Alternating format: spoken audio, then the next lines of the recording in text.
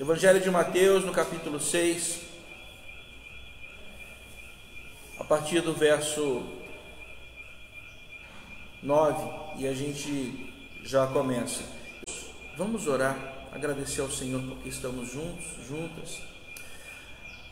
Vamos orar, colocar diante do Senhor as nossas vidas. Ore comigo.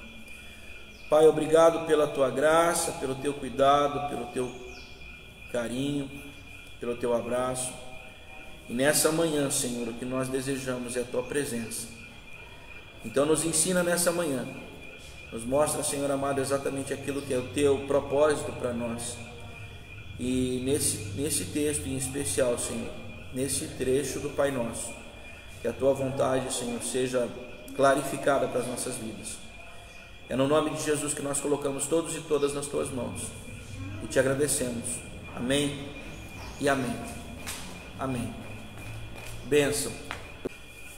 Irmãos e irmãs, nós temos trabalhado a ideia do Pai Nosso não como uma reza, não somente para uso litúrgico, uso cultico.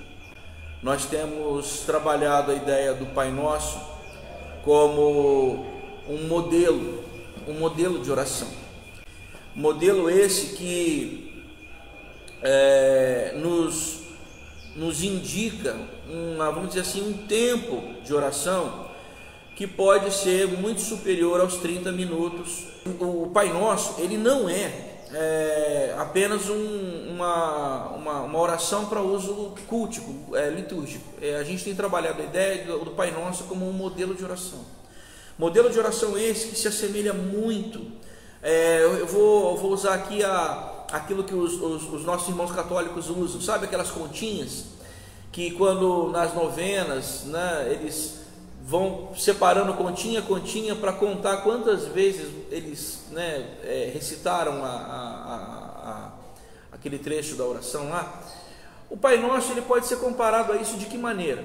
Cada petição dessa, cada pedaço da oração, uma petição, ele pode ser considerado um motivo, um elemento de oração. Então até aqui, o que nós estávamos conversando?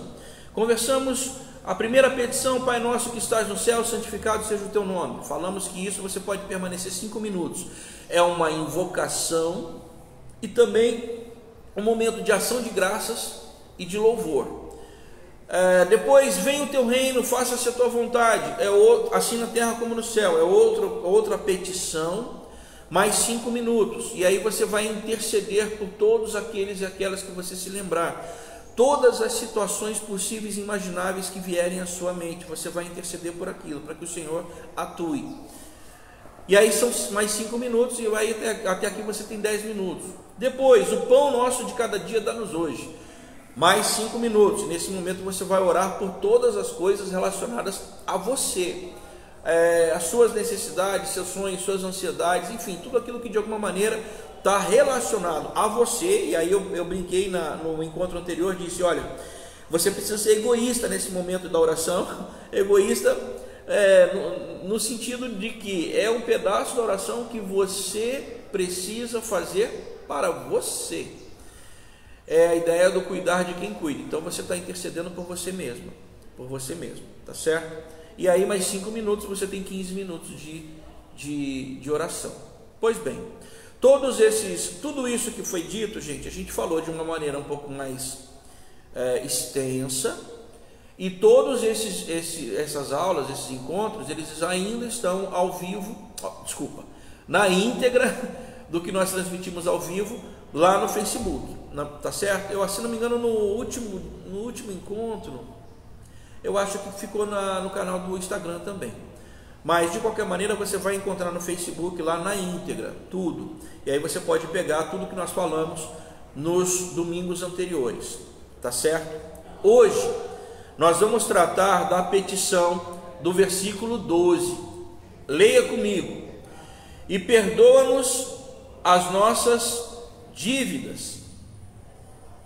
Em algumas traduções pode estar: perdoa os nossos pecados, assim como nós temos perdoado aos nossos devedores. né? Ou a quem temos perdoado a quem nos tem ofendido, ou aos nossos ofensores, depende da sua tradução, tá bom?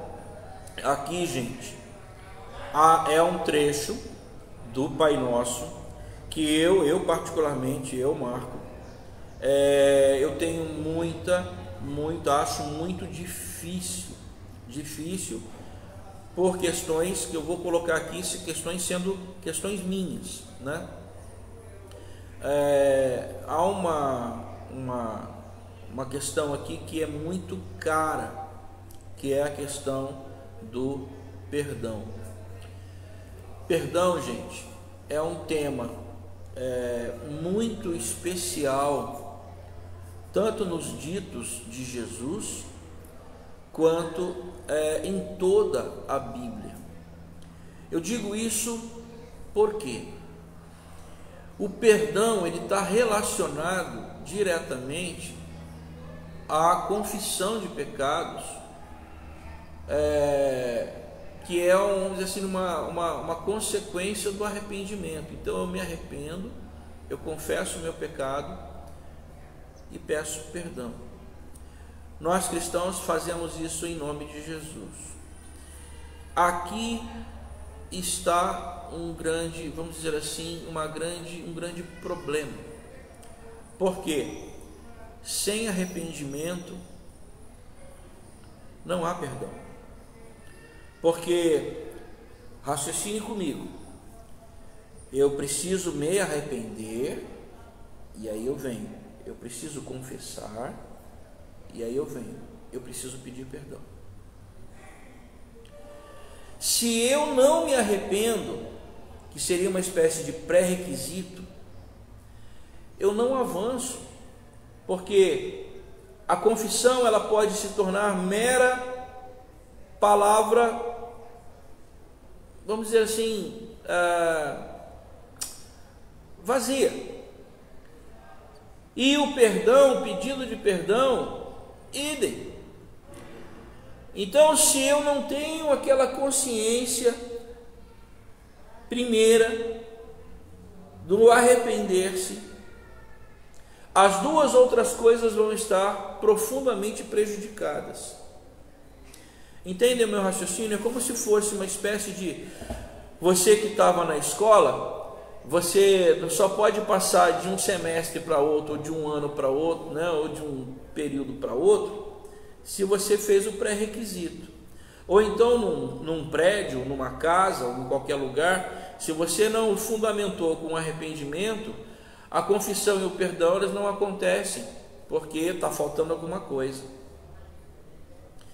Quando Jesus ele está dizendo que nós todos os dias precisamos, porque veja gente, todos os dias, porque se o versículo 11 diz, o pão nosso de cada dia, dá-nos hoje, ou seja, é uma oração que eu devo fazê-la todos os dias. Então todos os dias eu preciso, da mesma maneira como eu vou pedir o pão cotidiano, o pão do dia a dia, eu também preciso pedir perdão todos os dias. Perdoar acaba sendo assim uma espécie de estilo de vida, não somente algo cultico ou litúrgico que nós, na nossa tradição protestante, reformada, nós da Igreja Metodista, temos um momento de confissão em todos os nossos cultos, porque a gente normalmente usa a ideia do texto de Isaías 6. Lá em Isaías 6, você não precisa abrir, mas é só para que você entenda o raciocínio. Em Isaías 6, o profeta está num determinado lugar, provavelmente fazendo a sua devocional, e aí tem um encontro com o divino, com a divindade, com o luminoso, com o Altíssimo, com o Senhor. E o texto diz: ai de mim, que sou homem impuro e habito no meio de um povo de impuros lábios, e os meus olhos viram o Senhor. ele já se condói porque ele sabe que ele precisa se arrepender dos seus pecados. Percebe? E aí, gente, o texto diz lá em Isaías 6 que o anjo vai e pega uma tenaz, pega uma brasa com uma tenaz, é como se fosse um pau de selfie grande, né? Onde você vai lá, pega a tenaz e vem para ele. Você acha mesmo, nego, que o cara estava esperando que ele fosse ser perdoado? Ele estava esperando era a morte. E o anjo, ele toca nos seus lábios, como diz o texto. Irmãos e irmãs, a gente precisa compreender que essa dinâmica que está lá em Isaías 6 é a mesma dinâmica. E a gente pega esse trecho de Isaías 6 e transmuta para o culto. Os nossos cultos de tradição protestante, tradição reformada, nossos cultos da igreja metodista, por exemplo, você vai ver que praticamente todas as celebrações elas têm um momento de confissão de pecado. Por quê? A ideia é essa: eu me achego ao Senhor, tenho que ter consciência de quem eu sou, preciso em contrição me arrepender dos meus pecados, tendo consciência de fato de que eu pequei, e aí eu peço perdão. Com o pedido de perdão eu posso adorar. Percebam uma coisa, gente: perdão, uma vida em perdão, não significa necessariamente que você vai estar ali, vamos dizer assim, no topo, tomando café com pão de queijo todo dia com o Altíssimo. Irmãos e irmãs, a gente falha a todo instante, a gente tropeça a todo instante, a gente esbarra, nós nos esbarramos em nós mesmos a todo instante, porque é uma briga, é uma luta, muitas vezes velada, de nós contra nós mesmos. É como Tiago, ele em determinado momento ele fala, e aí eu queria até abrir esse texto com você, abra comigo, lá em Tiago, no finalzinho da Bíblia, você vai em Apocalipse e vai dando uma ré devagar para não passar muito, tá bom? Mas eu acho interessante a gente pegar esse texto, porque muitas vezes nós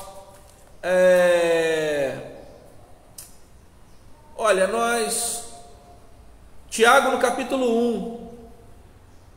capítulo 1, versículo 12 em diante, e eu quero acompanhar com você. Eu digo isso porque muitas vezes, irmãos e irmãs, nós achamos que quando caímos na tentação ou caímos em pecado, a culpa é do fulano, a culpa é do capiroto, a culpa é do Beelzebul, que estava aqui no meu ombro, zoando a minha orelha, estava ali fazendo cafuné no meu cangote, né? Ali, E gente, na verdade, olha que Tiago ele fala para nós. Tiago 1:12, acompanhe aí, Tiago 1:12. Ele diz: bem-aventurado é o homem que suporta com perseverança a aprovação, porque depois de ter sido aprovado, receberá a coroa da vida, a qual o Senhor prometeu aos que o amam. Ninguém, ao ser tentado, diga: sou tentado por Deus, porque Deus não pode ser tentado pelo mal e Ele mesmo a ninguém tenta, mas ao contrário, cada um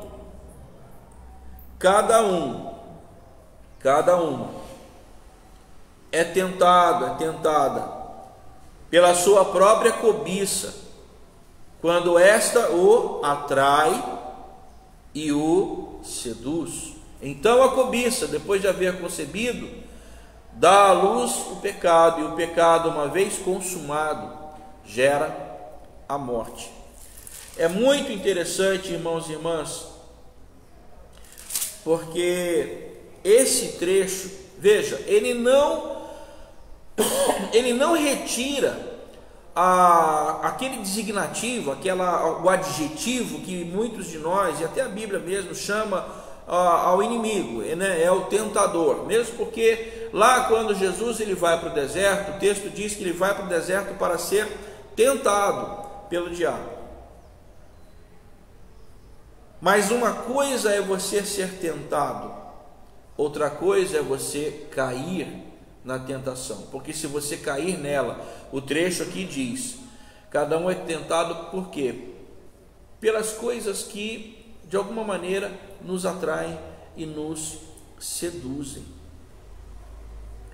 Irmãos, a nossa luta todos os dias é uma luta muitas vezes velada, de nós contra nós mesmos, como eu já havia dito, de nós contra nós mesmos, contra as nossas paixões, as nossas lutas internas, os nossos fantasmas, né?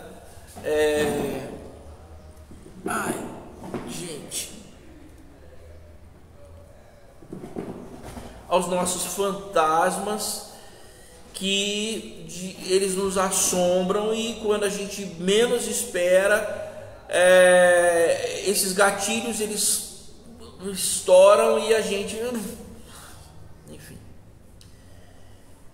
Isso vale para pequenas coisas, vale para grandes coisas. O que eu quero chamar a tua atenção é que Tiago aqui ele fala do pecado em duas camadas.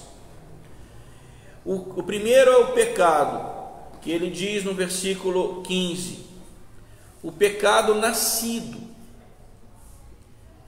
e depois o pecado que ele chama de pecado consumado. Aqui eu quero chamar a tua atenção, porque isso é importante a gente entender, por conta do perdão. Então, o que é pecado, vamos chamar assim, pecado nascido, e o que é pecado consumado? Volte lá no Sermão do Monte, no Evangelho segundo Mateus, onde nós estávamos, Mateus, no capítulo 6, volta lá, que eu também estou voltando, eu desmarquei aqui.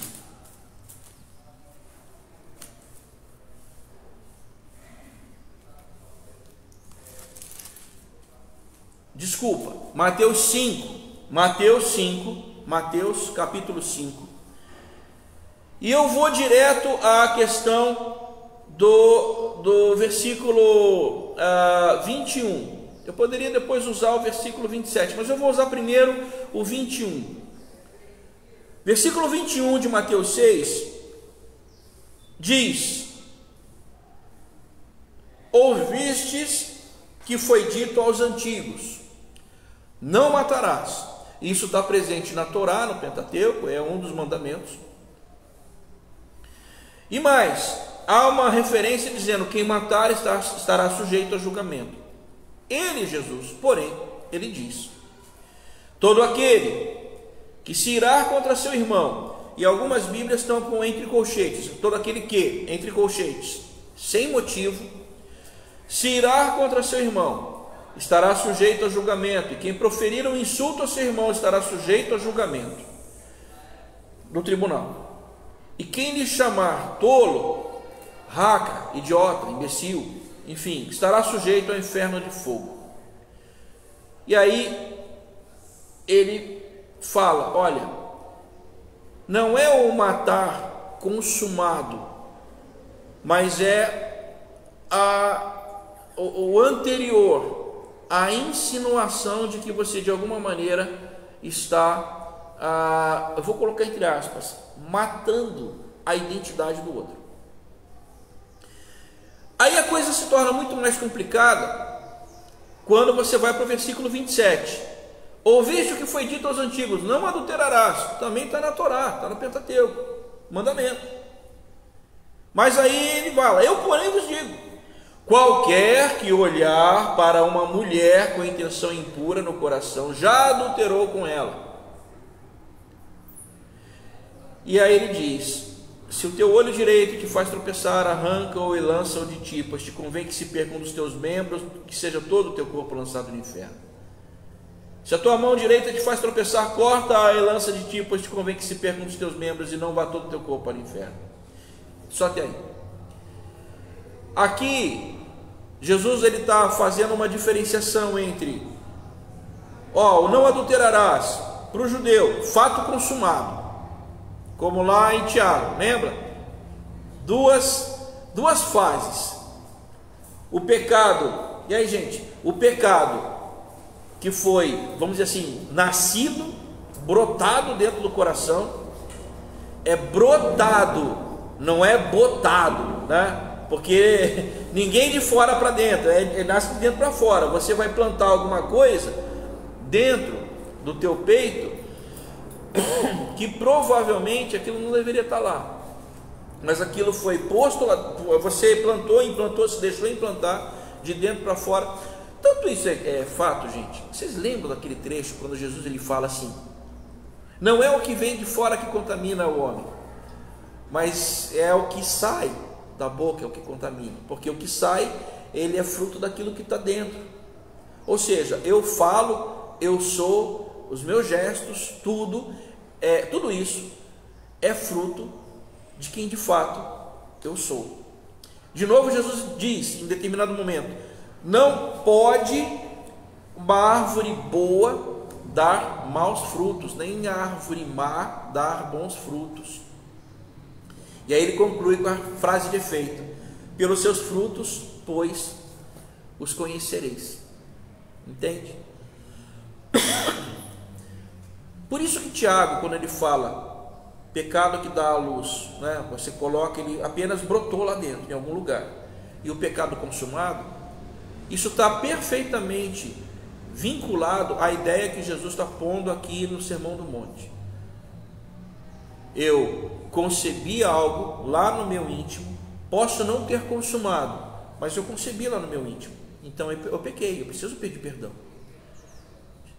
Quando eu peco antes de ter sido consumado o ato, vamos dizer assim, as consequências desse meu pecado são consequências íntimas, é uma consequência que se relaciona somente comigo e com Deus. Não tem grandes. Agora, quando o pecado ele se consuma, aí já envolve outras coisas, porque envolve muito provavelmente uma consequência social. É um fato social, onde eu, que convivo com as pessoas ao meu redor, convivendo com as pessoas ao meu redor, elas souberam do meu ato consumado, e isso provavelmente vai gerar um fato social, que vai gerar alguns outros desdobramentos. Por isso que quando Jesus ele fala, aqui ele deu dois exemplos, tanto o matar quanto o adulterar. Matar, fato consumado, gera uma consequência social.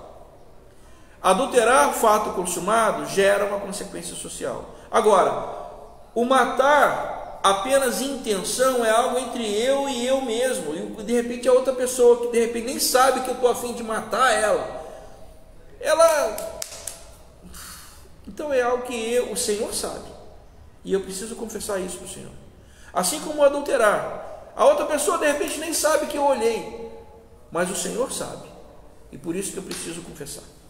Vocês estão entendendo a sutileza do negócio, mas a profundidade e a amplitude da coisa, como Jesus ele propõe? Isso, gente, é o bicho. Por quê? Voltando à oração do Pai Nosso.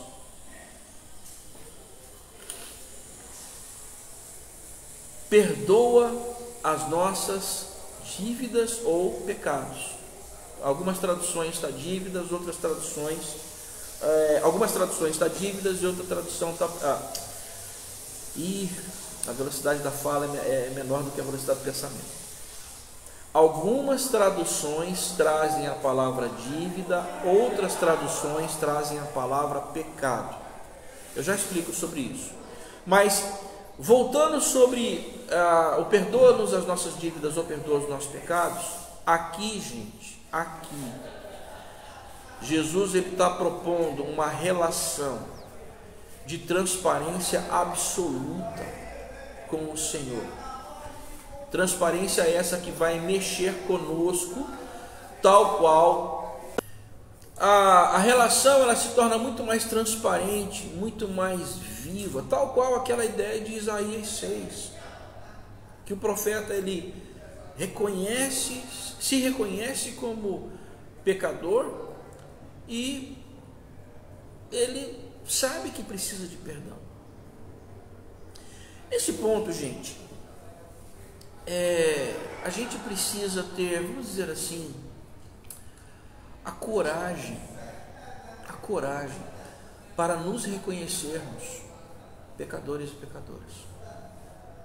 Coragem para nos reconhecermos que nós não somos os super crentes, os top das galáxias, sabe? Os suprassumo da espiritualidade, que a gente sabe todos os mistérios, temos 20 anos, 30 anos de crente na igreja e tal. Gente, muitas vezes nós, dentro das nossas denominações, nós achamos que por termos muito tempo de igreja local, por sermos filhos, netos, bisnetos de metodistas, não sei do que, isso parece que isso dá algum salvo-conduto para que a gente possa fazer o que a gente quiser, ou então isso já dá legitimidade para que a gente alce lá ou galgue um tijolinho no céu. No céu, gente, só vão os lavados e remidos pelo sangue do Cordeiro. Não vão os filhos dos lavados e remidos pelo sangue do Cordeiro.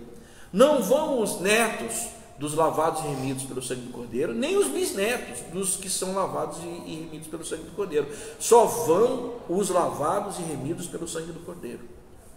Por isso, essa coisa, ela precisa ser individual, é um encontro individual, meu com ele, seu com ele, é uma relação individual. Por isso da transparência, por isso que na oração do Pai Nosso, quando está perdoa-nos as nossas dívidas ou pecados, isso é uma atitude de coragem, onde eu preciso reconhecer o que eu pensei, que de repente pode ter desagradado ao Senhor, o que eu de repente olhei, julguei, pré-julguei, ninguém sabe, mas o Senhor sabe, e eu preciso por conta disso pedir perdão para Ele. Desse modo, gente, é que faz sentido a gente dizer que todos os dias, de fato, nós precisamos pedir perdão ao Senhor. Todos os dias. E olha, eu vejo mais um problema nessa relação. Porque quando eu não peço perdão, é como se eu tivesse passado um dia sem lavar o rosto, escovar o dente ou tomar um banho. Em situações, vamos dizer assim, anormais, você até passa um dia sem tomar um banho, mas lavar o rosto, escovar o dente, você tem que, né? Se você passou 2 dias sem tomar banho, eu já vou pôr em xeque o seu asseio, porque acho que você, né? Se você passar mais de 3 dias sem tomar banho, cara, você começa a feder. E aí, você imagina, nossa, 4 dias sem tomar banho, você começa a feder mais ainda. As mulheres nos seus dias, 4 dias sem banho, nos dias. O homem lá jogou bola, não tomou banho no dia, aí no outro dia jogou bola de novo, não tomou banho no outro dia. No terceiro dia ninguém aguenta ficar perto. E por aí vai. Eu poderia falar muito mais coisas para deixar a coisa bem nojenta, mas é para entendermos que quando eu não confesso o pecado no dia, é mais ou menos assim que a nossa alma, o nosso coração vai estar após alguns dias, fedendo. Por isso que em determinado momento o profeta ele diz que o Senhor, quando nos encontrou, Ele nos encontrou sujos.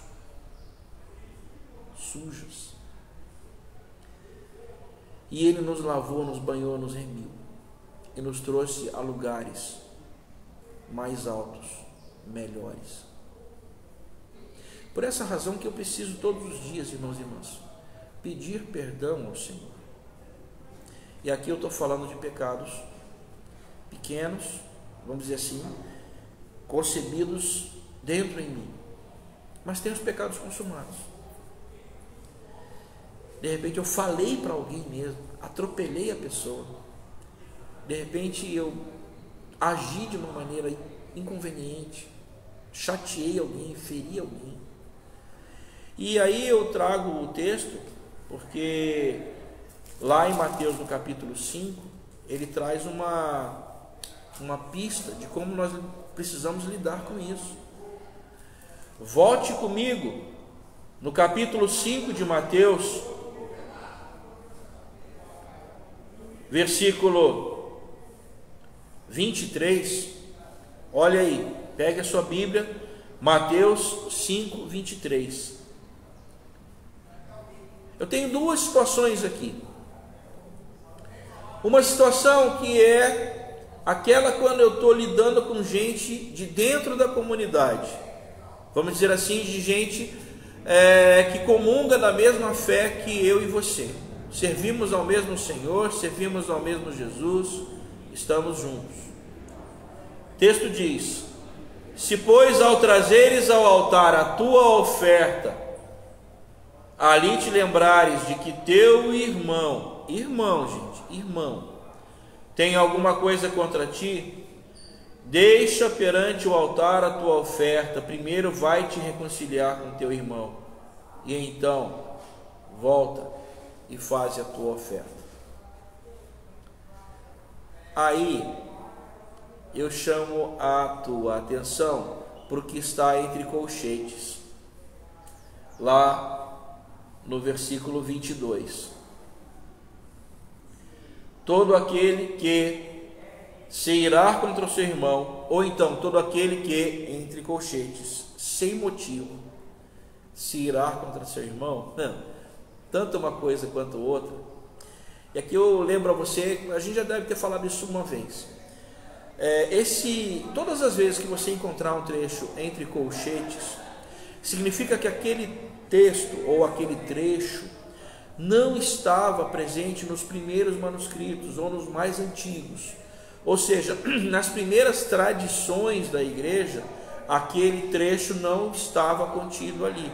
E aí por isso, na hora de traduzir, os tradutores eles só fazem menção, está entre colchetes, porque é o seguinte: nos primeiros manuscritos esse trecho não estava, tá bom? Alguém depois, ao longo da história, colocou aquilo lá. Foi a crítica bíblica chama de adição, certo? Então alguém adicionou aquele trecho ou aquele texto, talvez para dar mais entendimento ao texto. Nesse caso aqui,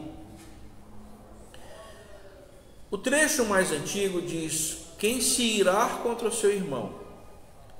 E aí dá a ideia de, o cara me fez um negócio que é inconcebível, não dá para aceitar. Eu fiquei irado com ele, fiquei chateado com ele, zangado com ele. Agora, tem aqueles que de repente, aí vem, mas o cara não era motivo para tanto. E aí de repente alguém colocou isso, se irou sem motivo. Então a gente não sabe quais foram as intenções reais de quem colocou essa adição no texto. É apenas uma hipótese. Tanto de uma maneira quanto de outra, o que a gente chama aqui é que você pode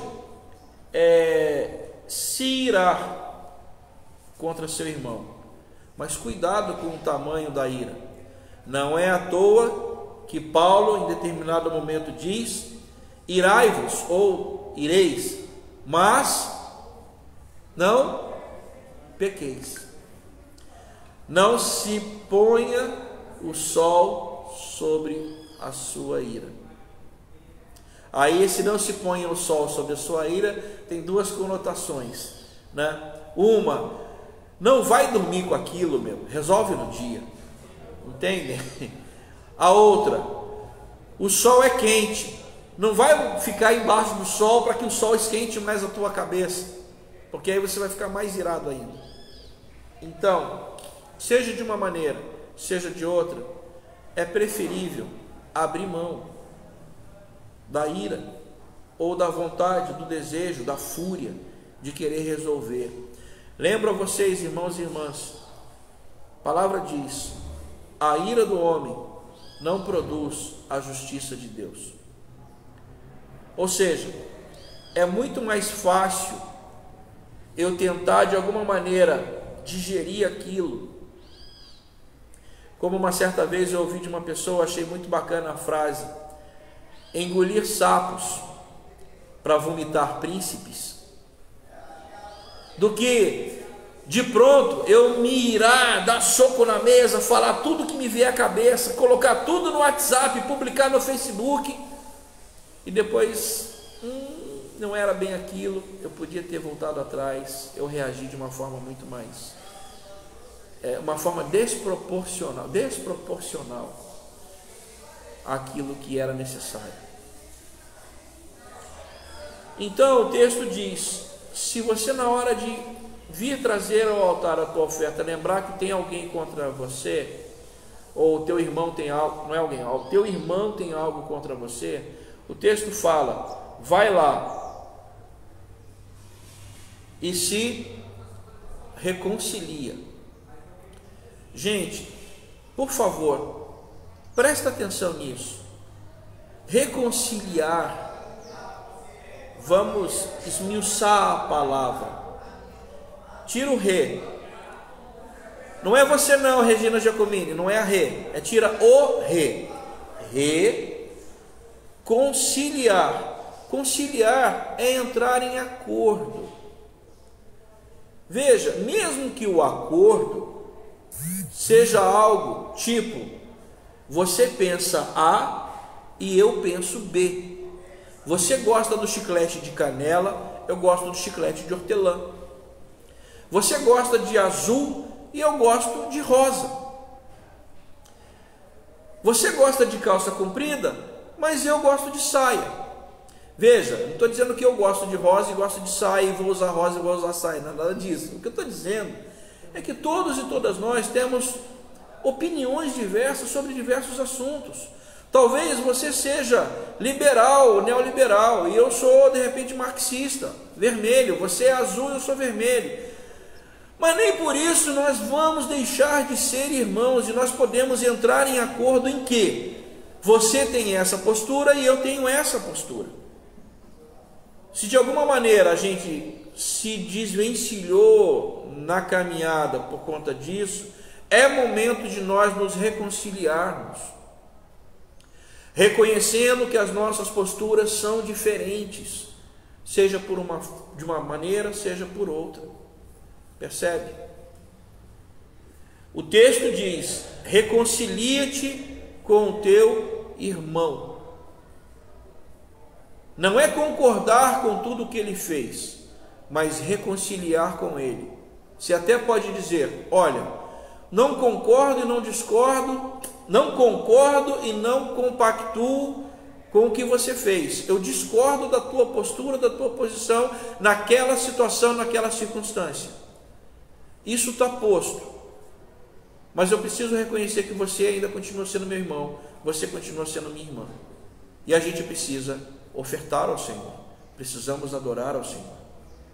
Irmãos e irmãs, não é à toa que John Wesley, no movimento metodista, lá no começo, nos primórdios, ele tem uma frase de efeito, que é: no essencial, unidade.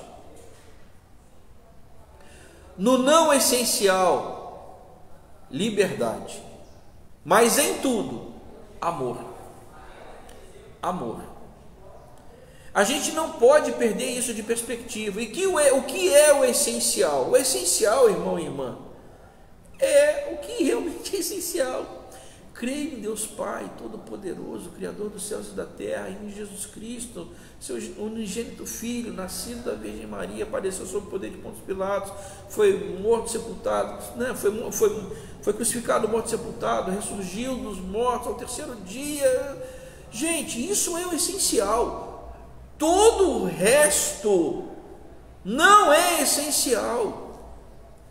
Então, Se o tipo de música que ele gosta é diferente do tipo de música que eu gosto, se o tipo de louvor que ele canta é diferente do tipo de louvor que eu canto, se a roupa que ele veste é diferente da roupa que eu visto, se ele reagiu a determinada situação de uma maneira e eu reagiria de outra. Gente, se não está no essencial, liberdade.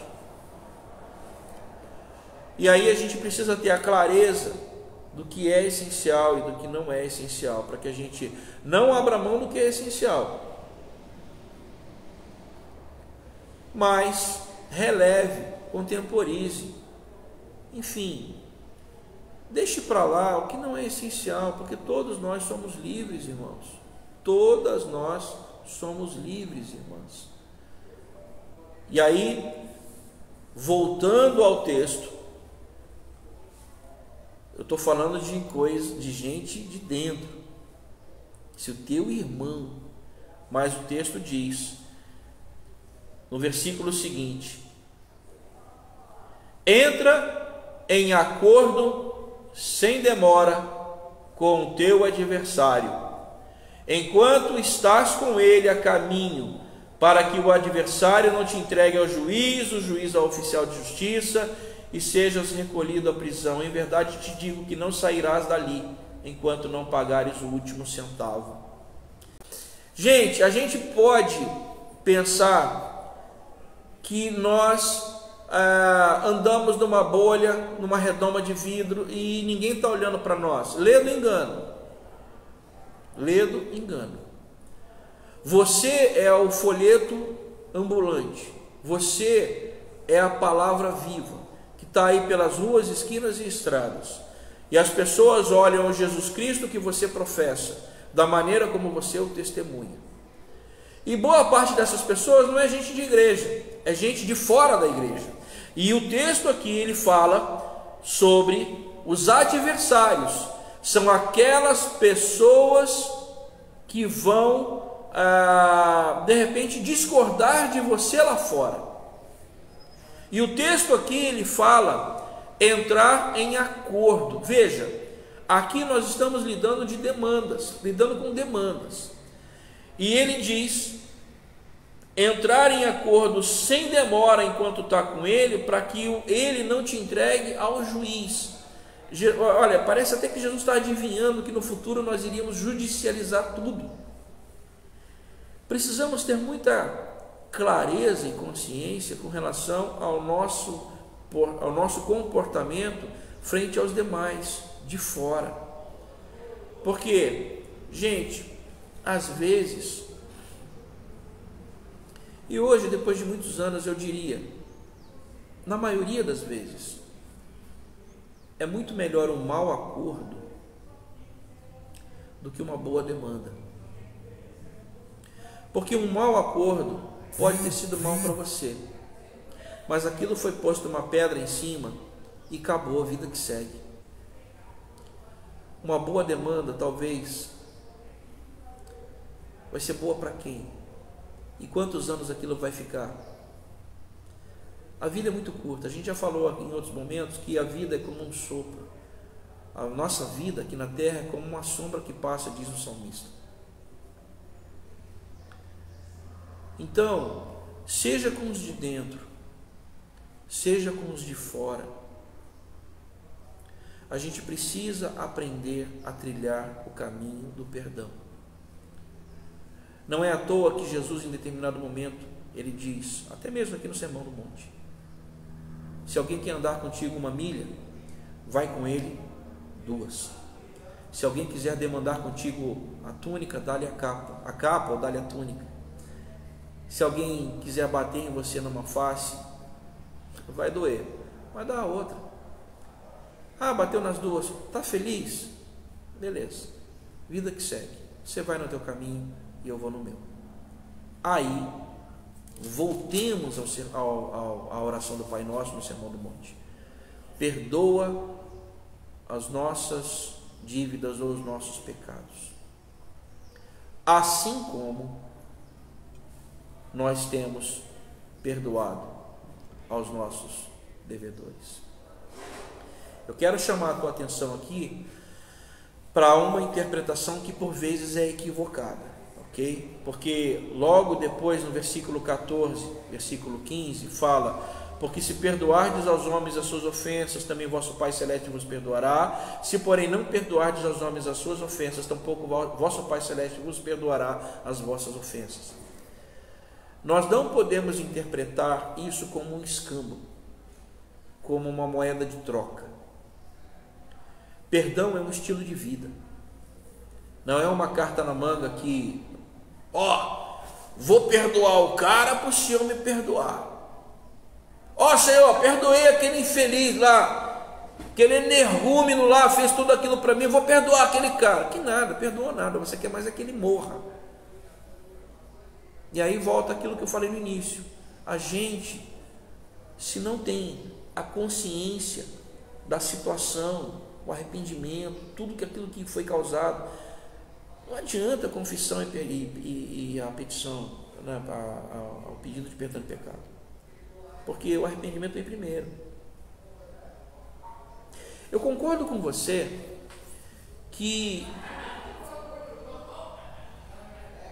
muitas vezes, quando eu perdoo, é muito provável que talvez a relação ela demore a retornar. É compreensível. É como mais ou menos, gente, pensem comigo, você se estabacou andando de skate, de bicicleta ou de moto. Você não morreu. Você foi medicado, está ali se recuperando, vai sobreviver. Mas até que aquela cicatriz ela se estabeleça, vai levar um tempo. Mas o processo de cura já começou. Entenda o perdão como aquele primeiro momento em que, olha, o Senhor me perdoou, ou seja, já enfaixou, está medicado, vai para casa e daqui a pouquinho passa. Imagine, agora, se a coisa realmente for daquela milagre mesmo, perdoou, está tudo bem, é perdão de criança, sabe? Uma e outra se engalfinharam agora, daqui a 30 minutos está tudo bem, estão brincando como se nada tivesse acontecido. É também possível. Mas se isso não aconteceu com a gente que somos adultos, dê o tempo para cada um. É aquela ideia de olha, mantenham uma distância que seja segura para que vocês não se engalfinhem de novo. Porque muitas vezes, queridos, queridas, a gente quer forçar a natureza achando que alguma coisa de muito grave aconteceu, tudo bem, eu perdoei, estou sendo curado agora, tal, mas eu preciso do meu tempo para poder restabelecer todas as situações, todas as circunstâncias. Assim é com as feridas, até que elas virem uma cicatriz. E quando aquela cicatriz ela está pronta, eu posso mexer nela e ela não dói mais. Com o perdão é a mesma coisa. Eu preciso esperar o processo de cura para que, quando a minha alma, o meu emocional estiver curado, eu possa mexer e aquilo não dói mais em mim. Percebe? Muitas vezes a gente não entende isso. E aí, voltando ao versículo 12, perdoa-nos as nossas dívidas ou pecados. Em Lucas 11, a gente já tinha dito isso, que nós temos duas versões do Pai Nosso. Uma versão que está em Mateus 6 e outra versão que está em Lucas, no capítulo 11. Em Lucas, a palavra lá é por baixo, assim em Lucas como em Mateus, as traduções elas também usam dívidas ou pecados. Mas lá em Lucas, a palavra por baixo é uma palavra diferente no grego do que a palavra que está em Mateus. A palavra que está em Lucas, ela é amartia. Lembra daquele pastor que gostava muito da palavra amartia? Que bom que você não lembra. Deixa para lá. Que ao pé da letra é pecado, pecado mesmo. E aqui em Mateus a palavra já é outra, não é amartia, é outra palavra. A palavra que está em Mateus é uma palavra que indica a ideia de dívida, dívida mesmo, dívida, dinheiro. Por que essa diferenciação? Para a comunidade de Mateus, que era uma comunidade, vamos dizer assim, uma comunidade muito vinculada às tradições judaicas, muito possivelmente era uma comunidade cristã originária do judaísmo. Para eles, o sentido de perdão de dívida evocava uma prática que estava no Pentateuco, na sua Torá, que era a ideia do ano do jubileu. O que era o ano do jubileu?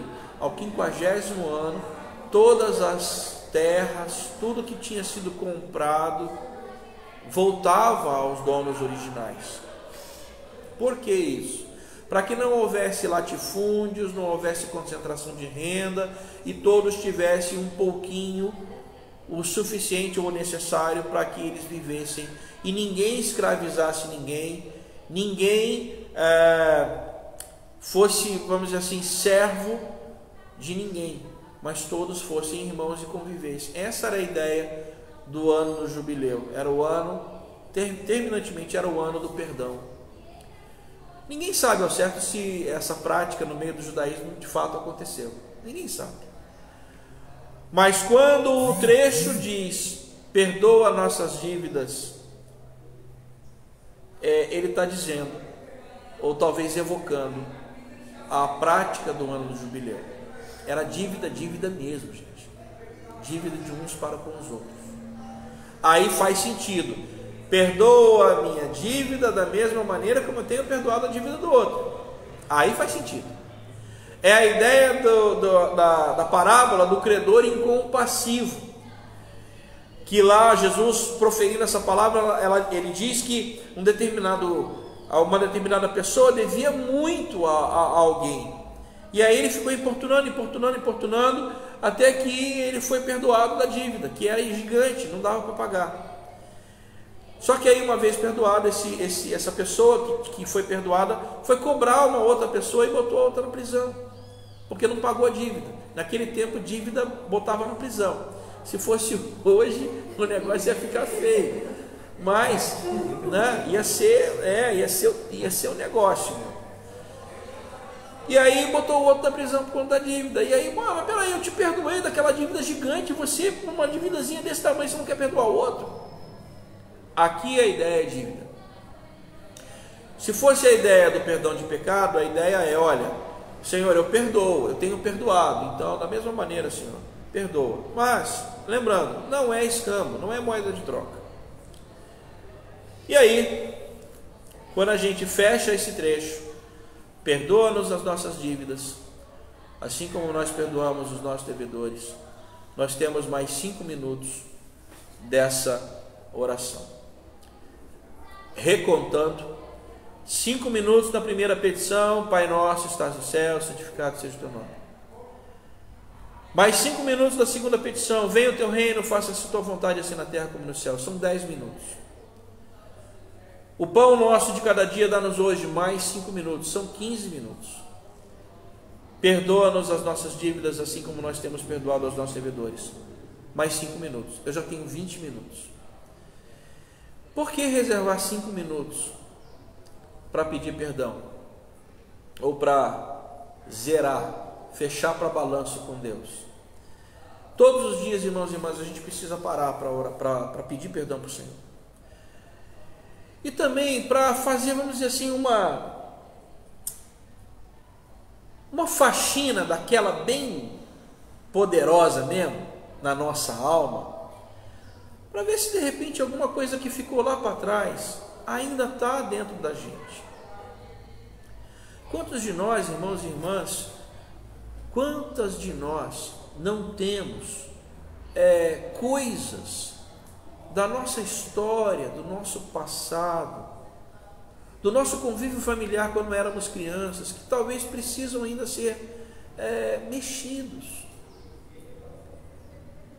Coisas que nós precisamos perdoar. Talvez aquela pessoa, a pessoa já até morreu, mas aquilo dentro de mim ainda, eu guardo ainda aquela mágoa, aquele rancor, aquela coisa.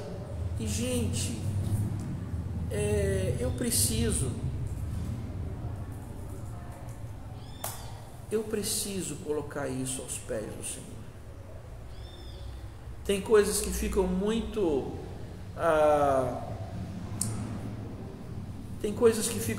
como é que eu diria, muito arraigadas. E aí a gente carrega certas mágoas, certos rancores, como é que eu diria? Como se fosse uma espécie de amuleto, o meu totem, o meu tesouro especial, que é alguma coisa que, quando eu preciso, eu trago aquilo à tona e digo: olha, mas olha o que fizeram comigo.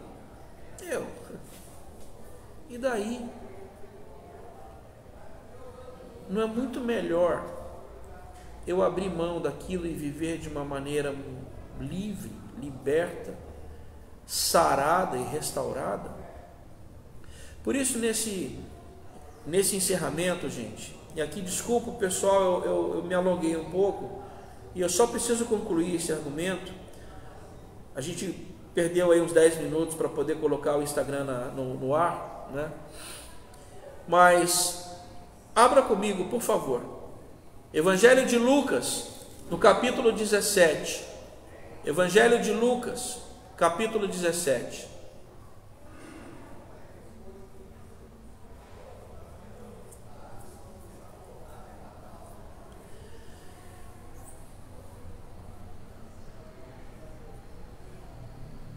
Versículo 3, 17, 3. Se o teu irmão pecar, repreende-o. Se ele se arrepender, perdoa-lhe. Mesmo se pecar contra ti 7 vezes no dia e 7 vezes vier contigo dizendo: eu me arrependo, perdoa-lhe. Então os discípulos disseram: ah, Senhor, aumenta a nossa fé. Vai dar não. E aí o que Jesus responde? Se tivesses fé como um grão de mostarda, diríeis a esta amoreira: desarraiga-te e planta-te no mar, e ela vos obedeceria. Olha, por que Jesus ele faz essa menção a uma árvore que já está plantada e dizendo que é possível arrancar ela de onde ela está e lançar isso no meio do mar?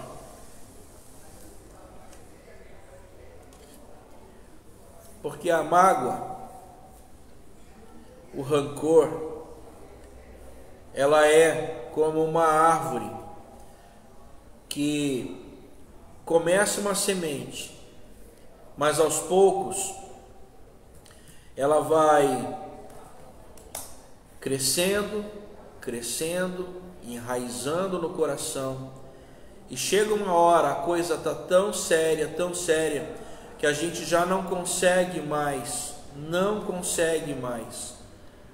abrir mão dela. Por isso, gente, eu convido você ainda a abrir comigo, e aí eu encerro mesmo, Hebreus no capítulo 12, verso 15. Hebreus 12, 15. Hebreus 12, 15. Você vai abrindo em Apocalipse e vai dando uma rezinha, devagar para não passar. Hebreus 12, 15.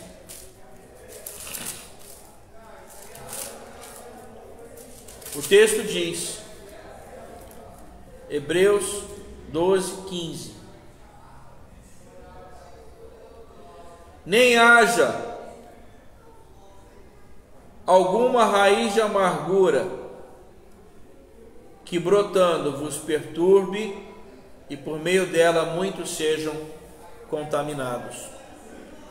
A amargura, a mágoa é como uma raiz que vai brotando e vai perturbando o coração nosso e de todos aqueles e aquelas, todas aquelas que estão ao nosso redor. Por isso que a oração do Pai Nosso, nesse trecho, é tão importante, para que a gente feche para balanço e permita que o Senhor, Ele nos cure. Amém? Ora comigo. Daísa, você ora para nós? Aí você ora aqui pertinho, só para ficar pertinho aqui do som. Nem precisa aparecer, não.